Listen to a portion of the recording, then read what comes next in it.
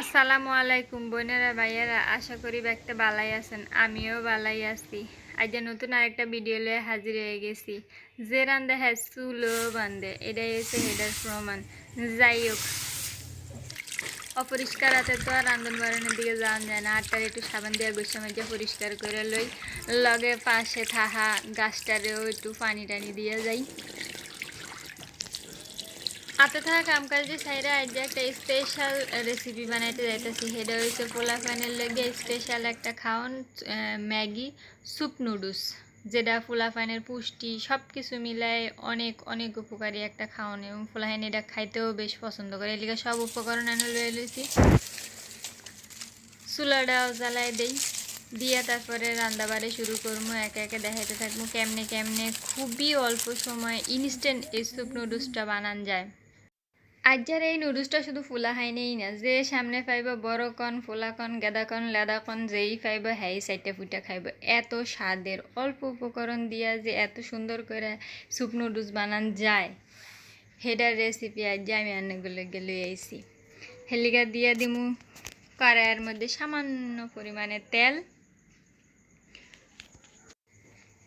সামান্য পরিমাণে তেল দিয়া তেলটা একটু হালকা গরম হয়ে আইলে এর মধ্যে একটা পেঁয়াজ আর 2-3টা কাঁচামরিচ কুচি কুচি করে লইছি। যেহেতু ফুলাইনি খাইব অত বেশি কাঁচামরিচ নাই দিলাম, এলিগা অল্প একটু কাঁচামরিচ দিয়ে লইছি।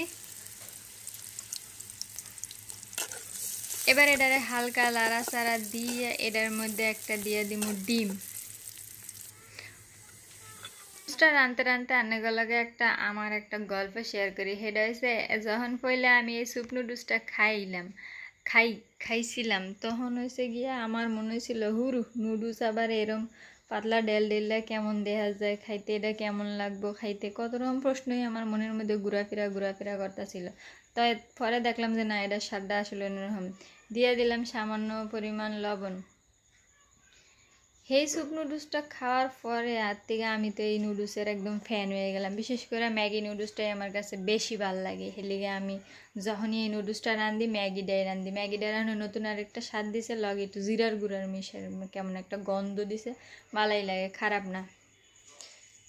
এই নুডলসটারে বাইঙ্গা চুইরা চুরমার করে লইয়া ডিমটার মধ্যে হালকা একটু পানি দিয়ে দিলাম, দিয়ে এর মধ্যে নুডলস গুঁড়া করে রাখা নুডলসটি ডাইলা দিমু। এই নুডলসটা রাঁধতে খুব বেশি একটা সময় লাগে না, খুবই তাড়াতাড়ি অল্প সময় নুডলসটা হয়ে যায়। আর লগে থাকা মশলা, এই মশলাটার গুণই হয়েছে অসাধারণ গুণ, অনন্য গুণ কইয়া হুরান যাইতো না, এত গুণ নাই কইলাম।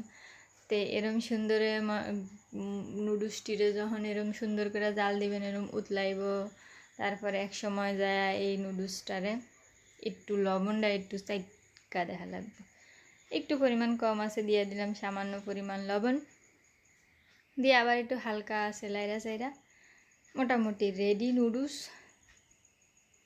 অসাধারণ স্বাদে। এবার পরিবেশনের পালা।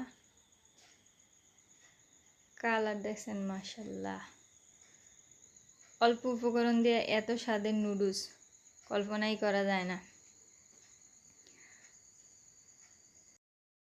হেরা খাইতে থাক, আমি আজকের মতো বিদায় লইতেছি। আল্লাহ হাফেজ।